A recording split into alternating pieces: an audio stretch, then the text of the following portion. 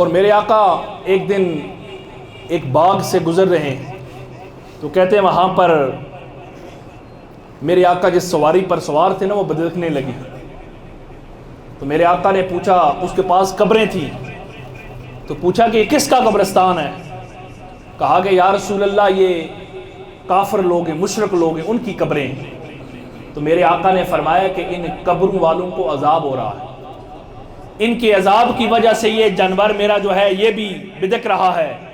اور میرے آقا نے فرمایا خدا کی قسم اگر مجھے یہ ڈر نہ ہوتا کہ تم مردے دفنانا چھوڑ دو گے, میں تمہارے سامنے عذاب قبر تمہیں بتلاتا کہ عذاب قبر کیسا ہو رہا ہے, کیونکہ عذاب قبر برحق ہے. کہا اگر یہ چیز تمہارے سامنے عیاں ہو گئی تو تم اپنے مردے کبھی دفناؤ گے نہیں. اور یہ لمبی بات تو دور کی بات چھوڑیں, یہ سنوار کی بات ہے. باغ کے اندر یہ حضرت صاحب بیٹھے ہیں, باغ کے اندر مجھے ضلع مفتی صاحب نے بتایا کہ ایک عورت جو ہے اس کا انتقال ہوا پچھلے سال اگست کے اندر. تو کوئی عزیزوں کوئی ایک عورت تھی, اس نے قبر بنانے نہیں دی جہاں پر قبر بنانا چاہ رہے تھے. تو اس کی ایک بہن باہر تھی, اس نے کہا ایک اور جگہ قبر بنا دو. جب میں آئی تو اس کی قبر, اس کی لاش کو نکال کر ہم جہاں پر دل کیا پھر قبر بنائیں گے, اس کی قبر ایک اور جگہ بنا دی گئی. اس مئی کے اندر اس کا خامد بھی فوت ہو گیا تو اس کی قبر بھی اس کے ساتھ بنا دی گئی. تو اب اس کی بہن وہ باہر سے آئی تو اس نے ضلع مفتی صاحب کہتے میرے پاس آ گئی, اس نے کہا جی میں قبر جو ہے نا یہ شفٹ کرنا چاہتی ہوں, منتقل کرنا چاہتی ہوں. تو آپ کہتے ہیں میں نے باقی مفتیان کرام سے بھی مشورہ کیا کہ شرعاً کیا جنازہ منتقل کیا جا سکتا ہے.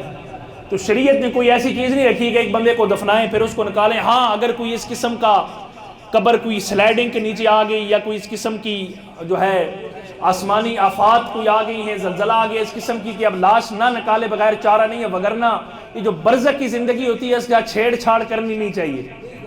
اب آپ کہتے ہیں کہ ہوا یہ کہ وہ عورت میرے پاس آئی تو میں بڑا پریشان ہو گیا کہ میں نے بڑا منع کیا, لیکن عورتوں کا اپنا انداز ہوتا ہے. کہتے وہ مان نہیں رہی تھی. اس نے کہا نہیں جی میں آپ کے پاس آئی ہوں, میں نے اپنی بہن اور اپنے بہنوئی کی قبر کو نکال کر یہاں سے دوسرے قبرستان میں دفن کرنا.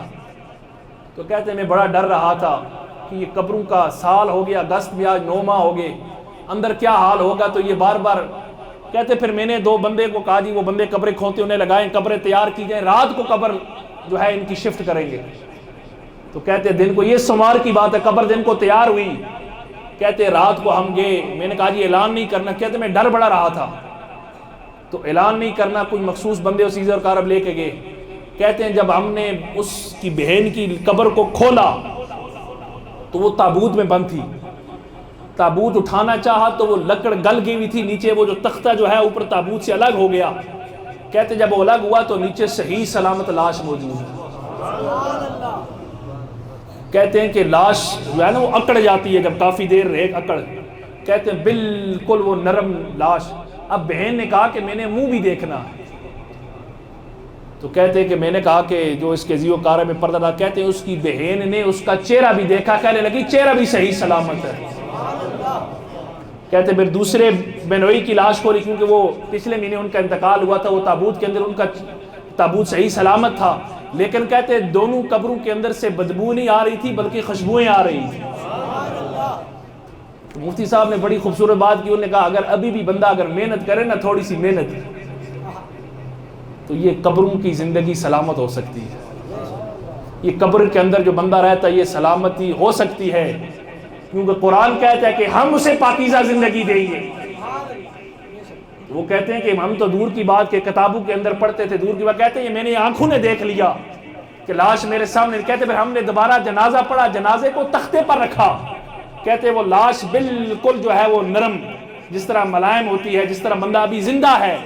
کہتے اس کی لاش کو دوبارہ پھر وہ جو ہے, اور کہتے ہیں کفن بھی اور دینے کی ضرورت نہیں پڑی.